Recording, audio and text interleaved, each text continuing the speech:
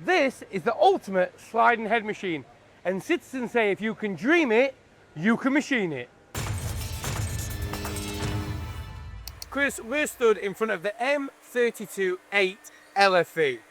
Now, I've not seen this machine before, so what can you tell me about it?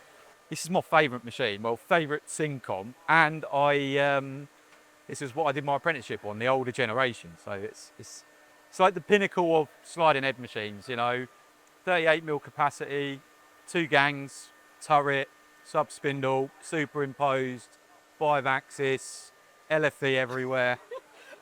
A whole host of tools. Yeah, honestly, you can really load these up. You can really load them up. Now, I can't even begin to imagine how you're going to program this, but you're going to tell me it's very easy, aren't you? It is. Again, I keep saying this, if you can plot the coordinates, G1s, 2s and 3s, and then you learn the queuing code system, they are actually really simple. It looks complicated, it's not as complicated as it looks. Now, tell me how or where, which tools can go where? Right, okay, so your gang tool post, main spindle, but also some of the cross power tools and the turning tools can work on the sub. The turret can work main and sub. The sub spindle can work up there, or you can have the gang tool post working on the main, the turret working on the main, and then the sub working on the turret. So there is many different combinations of what the machine can do, or you could have it just really simple. The turret just going backwards and forwards, working between each spindle, and that working there, or any combination. I think the word is versatility. Yes. There is so much you can do on this machine, whether you are doing really high complex parts for aerospace, medical, motorsport, or even if you're just a job shop. Yep. This machine can go anywhere and everywhere. I always say with the M, if it fits in the 38mm bar capacity, even if it's a metre long, it will still make it.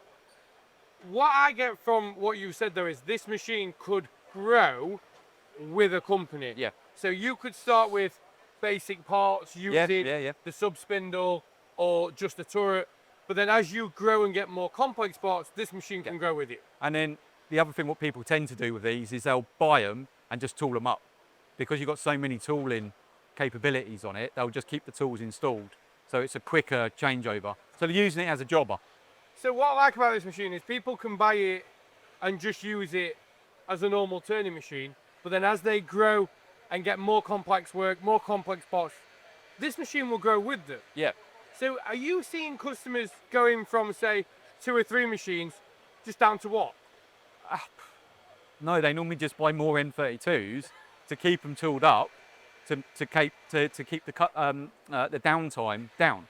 So they'll buy these, fully tool them up, and they'll just have rows of these, and they can just swap between the jobs. And I think we've got to mention LFE. Yeah. But you've got LFE 4-axis. Yes. Talk me through that. So the first generation of LFE, it was only 2 axis, so that could be any 2 axis in the machine. So you could have X1, Z2, or you could have had X1, Z1. But now it's just any 2 axis any 4 axis.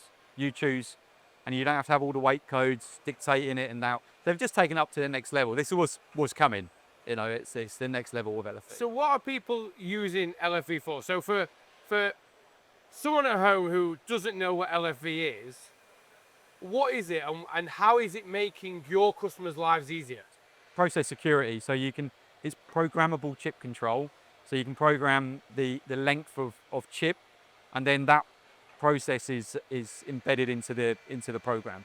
So for people doing lights out running or soft materials that like to be stringy, that's a real easy solution for them to use. And then the harder materials that will not chip. Well, Chris, from me and everyone at MTDCNC, thank you so much for your time today. No problem.